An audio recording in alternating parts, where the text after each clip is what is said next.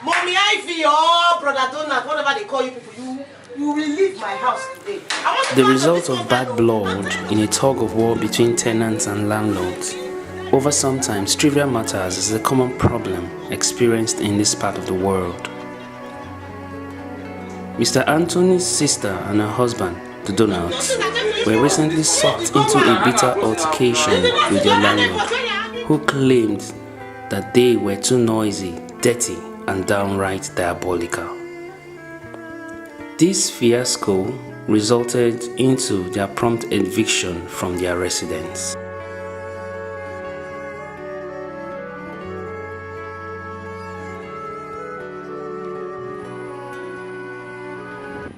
The Anthonys were unintentionally dragged into their dilemma as Mr. Anthony's sister and her husband and their two kids decided to lay low in their place for the time being till they are able to sort out their challenge with accommodation. Though shocked by this unexpected and quite frankly insensitive decision of theirs, he had to put up with them for the sake of familiar bond. But people are wicked, just like that.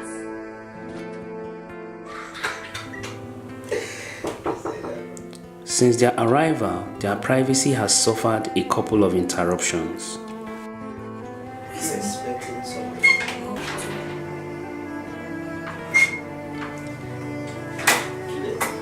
Sir, good evening. Are you hungry? And the limited space in the house, coupled with increased number of children, has gradually turned the house to a noise factory, much to his discomfort. What's the meaning of all this noise? Juliet, can't I have peace for once in my house? Making noise with all these children everywhere. Let this not repeat itself again. Do you hear me?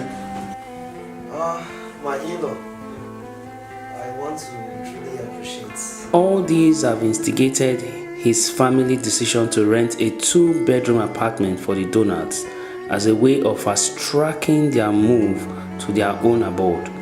Yet, to his greatest surprise, his offer was turned down on the grounds that the offered apartment isn't spacious enough, as they intend to start a small-scale business in the residence they intend to rent when they have funds.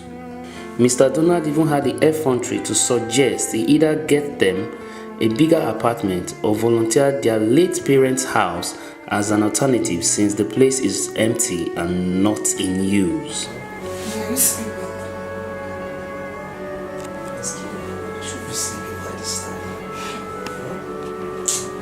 His wife's nerves are frayed by her in-laws' insensitive attitude, and her patience is at its limit. Over a month into the Donald's unscheduled arrival into their home, and his wife can no longer tolerate their stay. You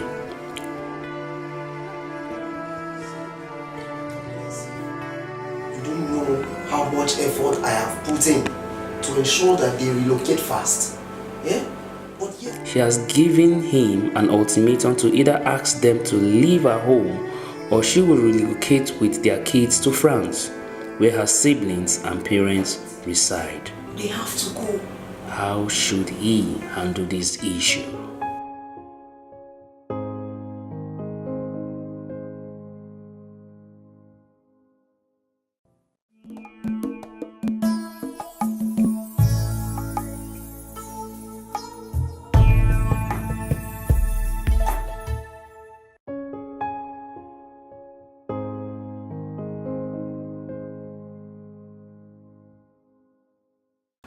Family is very very important in the African society, especially Nigerian homes. It's the building block on which the society rests on a home. A lot of people grew up in families that had not just the nuclear people staying with them, but some members of the extended family with them.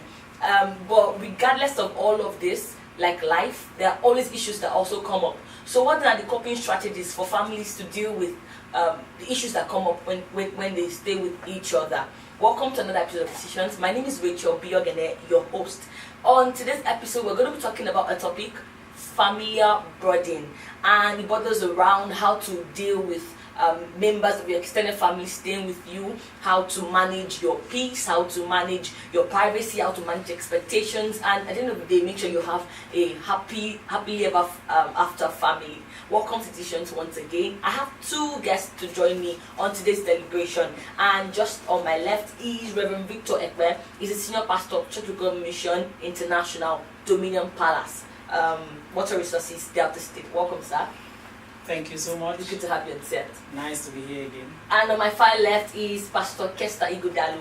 He's the senior pastor of Reality Ministries, Warri, Delta State. He's also the CEO of Kestech Solutions ICT, Warri, Delta State. Welcome. So good to be here again. Just said, it's nice to have you around, sir. Okay, so diving in straight up to what we have to talk about today. It's almost unavoidable to not have a family member stay with you if you stay in Nigeria. Like somehow, someone just has to stop, come and stay with you one way or the other, and all of that. So the first question I'd like to ask is, how do you deal with unexpected guests? It's a two-branch question, and on one branch is how do you deal with unexpected guests? On the other branch is how do you not become an unexpected guest? Because I think we'll take the second one later. Let's start with the first one. How do you deal with unexpected guests? Reverend Victor? Well, dealing with unexpected guests, the guest has arrived. There's, you see, one thing we need to get clear is that we have some people are people-friendly people. We have people who are, their orientation is that they like to keep people happy, while you have people who don't care how you feel, they don't care how you feel as a guest. They just tell you straight, so no, you can't come into my house because you did not inform me. They don't care how you think. So those kind of people will probably handle this issue in a very blunt and harsh way. But for somebody like me, because I'm people oriented, if someone shows up like that, we just have to manage the situation and just stay the night as the case may be. But I find a way to pass the message in a very polite way across to the person that next time just give me a call. I will be saying things like, what if you came here now and you met our absence and we've gone for a weekend? What if you came here now and you did not, if you had called us, we would have prepared, we would have made this meal. And that's how somebody like me would like to handle that. Very and then diplomatic. I now tell the person very diplomatically that next time just inform me. I would like to be informed before. But while I'm doing that, I'm trying my best to make sure the person is still feeling okay. And so that's how somebody like me will deal with the issue. Some other people will just tell you straight, you can come here, you should have told me, there's no room for you. Some people can handle the matter, but I don't subscribe to that. Is that okay? Pastor Kester? Well, the person that is coming to your house uninvited knows he's doing something wrong. The person is sane, knows that is bad. And one thing I've observed is that the reasons why there are some crises or why there are crises in the families is because couples did not anticipate them and prepare for them. Like one of the ways to deal with a thing like this is when you come into family, you come into marriage relationship. One of the things you do is sit down with your spouse and discuss likely problems that will emerge. Now, there is bound to be situations where other people will want to come and stay with us. How are we going to handle it? Just in case some persons decide to come to our house uninvited, how are we going to handle it? What should we do? And on the basis of that, when things like that happens, you act based on the agreement you have with your wife already. But I've seen cases where the husband will take a decision and the wife is not in support of the decision of the husband, or the wife wants the people to be there in their house, and the husband doesn't want it. But if these two persons have sat down prior to that time to discuss about it, they will know they are acting their scripts. Because you have to do what will work for your family, what will make your family get to its destination. People cannot just come from outside and decide to cause problem for you.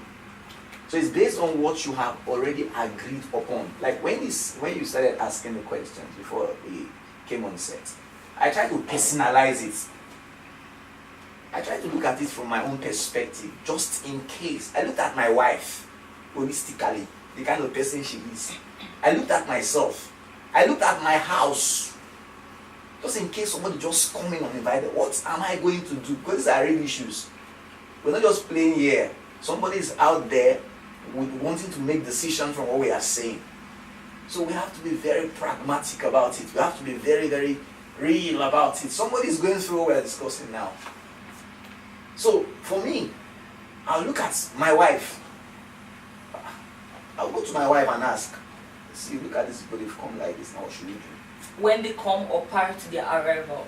Even after they've They're already already there now. What do you do? But you already had a plan, but you're saying the first step you would like is that they should have a plan before these things happen. Yes, before so you it know happens. what to do. Yes, but yes. So peradventure there was no plan before they happened. No. Assuming there's a plan, what is the plan? I didn't know they are coming.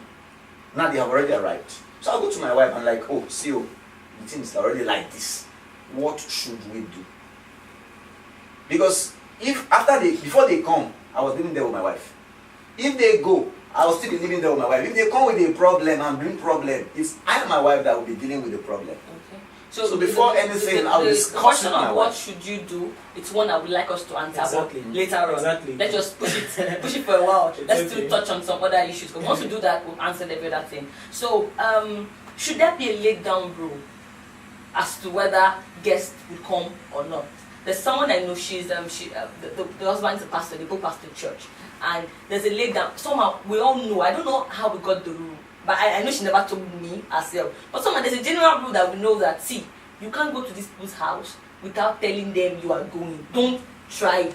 Somehow, every one of us that's around them, I'm not family with them, but they have this kind of Christian family around. We know that there's a rule. So should there be a general rule for your family members that if you're coming to my house, you can only come and stay for 2 weeks. If you're coming to my house, you have to call me. Should that be an already stated rule? There should be. My wife and I, we've had these discussions before between us, and I remember we were telling ourselves that okay, people could stay with us, but we said that maximum should be 2 per time. Okay. Should not be more than 2 living with us per time. Maximum. It's not like it's going to be 2, but max should be 2, and that 2 should be balanced. It should not be 2 from your side or 2 from my side. Max should be either 1 from my side or 1 from your side. That's what we discussed. And so, if we are strict on that, the message will filter. You understand? The message will filter to our family members. Like my wife and I have also said that my people can come and stay, but anybody older than my wife will not stay in my house for long. It will just be a matter of worst case scenario, because I don't want her to have 2 husbands. So some of these rules, it will filter into the family, and everybody will just know that this is how your family is. You have to give uncle a call at least 3 hours before, and when you are going to uncle's place, they have to be that kind of. Otherwise, if rules are not set, anything will just go, and then you have problems in your hands to handle, and then you handle as they come. Okay, Pastor Esther? Okay, I saw you nodding your head. Okay, the next question I'd like to ask is, so now that you're staying together, whether it was unannounced or whether it was planned, you're like, I'm coming in 2 months' time to stay with you for 5 years or stuff like that. How can you deal with people staying together so that you handle strife, you handle bitterness, you handle envy or anything that comes up? What are the laid down rules? How should you deal with people? Should everybody still have their privacy, but yet still be in a very inclusive home? Oh, see, the word of God, I love the Bible so much because it gives us the manner for life. Every problem in this world has their solution in the Word of God. And God in His Word teaches about love, teaches about patience, teaches about endurance, teaches about tolerance. And these are the things that, or qualities that when you possess, and possess them in the fullness, you'll be able to live with every kind of human being you meet in this world. And definitely, when you start a family, you will see all kinds of persons coming. If they don't come to your house, you meet them outside. But definitely, you will meet with different kind of persons with different kind of attitudes and character. But if you have allowed the Word of God that you received to form inside you, to build you, you will be able to handle any kind of person you meet. Whether they're in your house, whether they come to your house, or you meet them in your place of work. So the Word of God is the foundation. The principles in the Word of God, how to deal with people, how to deal with your wife is there in the Bible, how to deal with a servant, how to deal with your workers. Everything is there in the Word of God. So if you have made up your mind to live your life on the basis of God's Word, then you have made up your mind to succeed in life. Okay, I'd like to ask you what are some of these principles, because we would need to break it down to every tiny detail. But before I do that, I would like to go on a very short break. Please don't go anywhere. We'll be right back.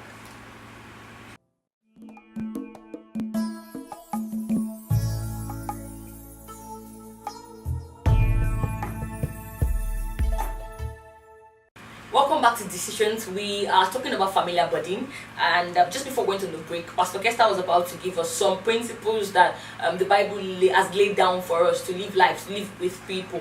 Pastor Kester, what to you? One of them, as I mentioned before, is the principle of love. The Bible says, love covereth the multitude of sins.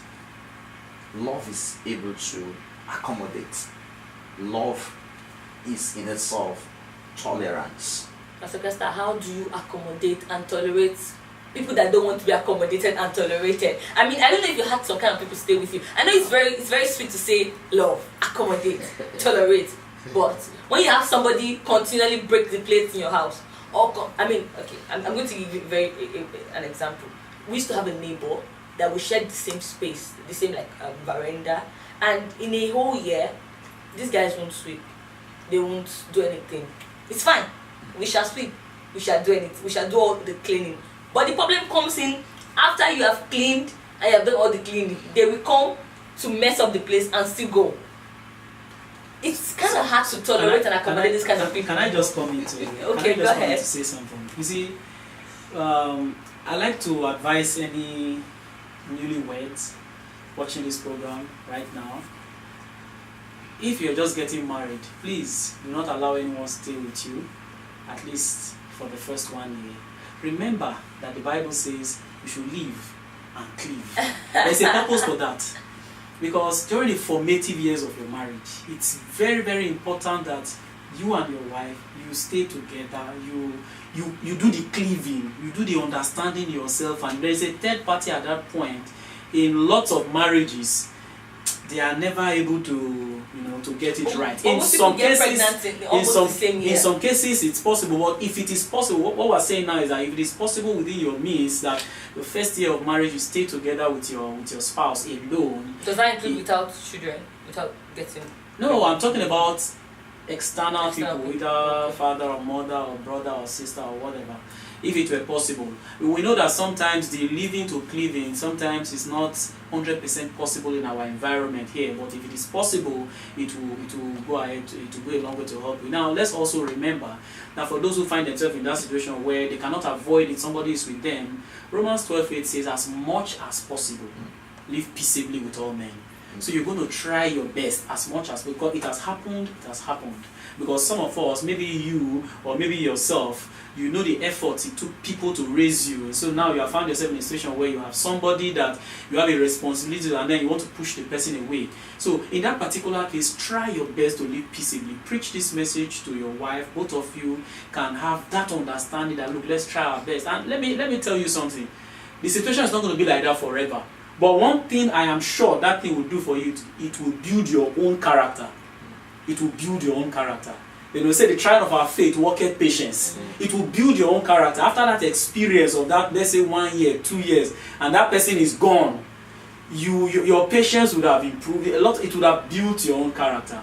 But I know that things like that have crashed a lot of people's marriages. So let's be careful how to handle it as much as possible. It does not mean when it is no longer possible, you should continue to be drowned and suffocated as much as possible. So if it has gotten to a point where you as the husband, you see that, look, we cannot cope any longer, you just politely tell the person that, please, we can't cope any longer, we can't kill ourselves. Let me pick it up from your last point. Okay. You know, I was about to say initially that concerning this, there is no hard and fast rule. You have to know yourself and know what would work best for you. And there are some cases where the situation in the family, based on individuals, it requires that somebody, in fact, it's inevitable that somebody within the first 1 year come to stay with you. Probably to teach your wife, but there are some people that gets married to people that their wives that couldn't cook, don't know how to cook, or have deficiency in one area. And the way to solve that problem is to bring in somebody who comes occasionally to teach the wife how to cook. Or maybe the wife has a defect in one area, and you both agreed that, okay, see, since it's like this, and you know my situation before we got married, now let us bring that in. This is that person, that your sister. Let her come and stay with us for a while, so that I can learn how you like. Maybe there's a way you your best food, there's a way you prepare it, and your younger sister or your elder sister best know how to prepare that food very well. Your wife don't even know anything about the food, and for the first 2 months of your marriage, you discover that you're not eating well and you're getting slim. Everybody's saying your wife's not taking care of you. You and your wife can sit down. Say, please, the way it is, this person can come. The person stays in Lagos. Don't worry. The person cannot be coming every weekend. So okay, let this person come for some time. Come and stay with us for 2 months. And within that 2 months, that 2 months period, the 3 months period, I'll learn how to do this thing. Why can't the man just enjoy the food like that? Instead of bring Love He can. You're going to cause problem for your wife. He can definitely. No, see, whenever when you make up your mind to bring somebody to your house, you should be prepared for both the benefits and the negative consequences. Everybody you see, including you that's talking to me now, you that's listening to me, you have your strengths and your weaknesses. If you're going to stay with somebody today, so the person must find a fault in your life and also find a positive in your life. So when you are bringing in somebody to your house, you should be prepared for the good and the bad. That's why the principle of gospel, I love that scripture you quoted so much, you know. The principle of gospel stands. It's our bedrock. You must be ready to endure. You must be ready to be patient with people. If not, you can't live with people. You know, let me quickly cut. You know my principle in that, I used to tell my wife a lot of times, we bring somebody in for probably a reason. Good. Now, if the person is trying in that particular area and not trying in many other areas, let's be a blind eye and deaf ear. Thank you. Provided if we say you are coming to help me look after these children while I'm at work, as long as the children are comfortable with the person is doing, and the person knows how to do any other thing, permit me to use pidgin English. The person does not know how to do any other thing but can try in that particular area, let's just manage. Because we are not perfect and it's difficult for us to find perfect people. So we'll have to just try our best as much as possible. Again, Romans 12:18, live peaceably with all men. Okay. That is managing expectations. Okay. Because sometimes our expectations are too high. Speaking on my expectations, do you think a conversation, we should have these kind of conversations where this is what I expect of you, this is what you can expect from me? Because a lot of times conversations are not things that really happen in like average African Nigerian homes. We don't talk about things. We just assume these things to happen. We don't talk about the fact that I want you to help me do dishes. We don't talk about the fact that it would be nice if you're in our house and now you take a fair share of the house chores, or you bring some money monthly because maybe you're working, even if it's 5,000. So I'm saying, should we have these conversations, or should we just leave this? Definitely.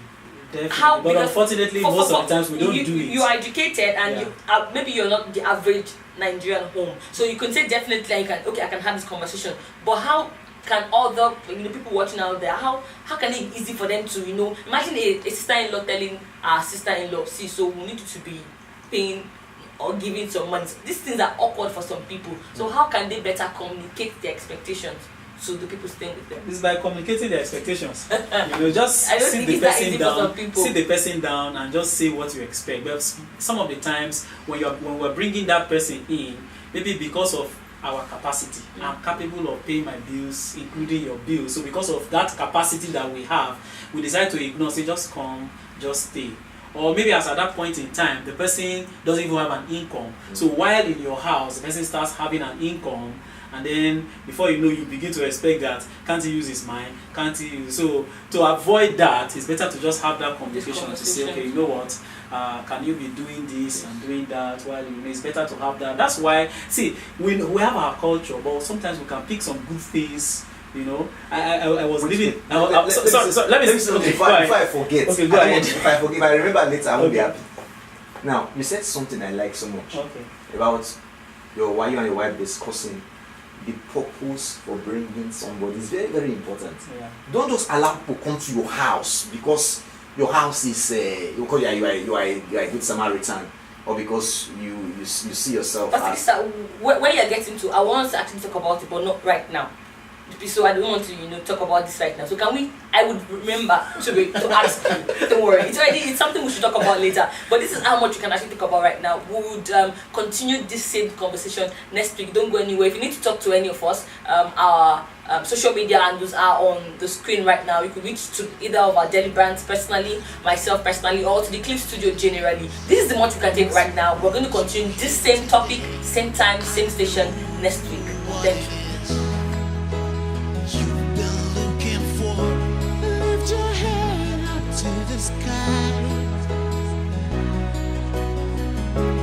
God is ready for you.